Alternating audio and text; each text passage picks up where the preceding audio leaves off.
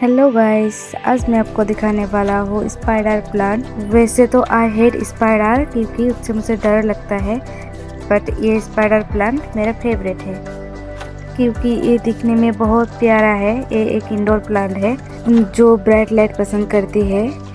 ये प्लांट आप पानी पर भी लगा सकते हो।